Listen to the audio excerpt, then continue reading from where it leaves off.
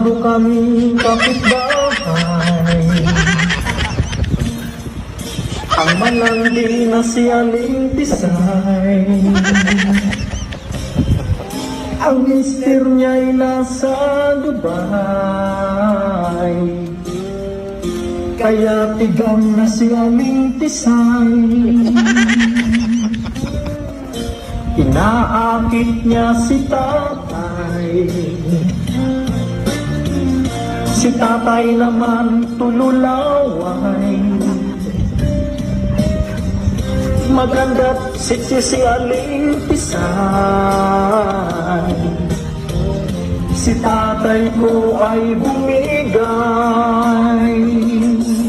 Si tatay wala lagi sa bahay, andun sa kapitbahay. Bigyan kita 50. Sa bahay ni Aling Tisay. May 500 ka sa akin. Si tatay umuwi ng lupay-pay. Nagtataka si nanay, Ay. Oh. wala na ang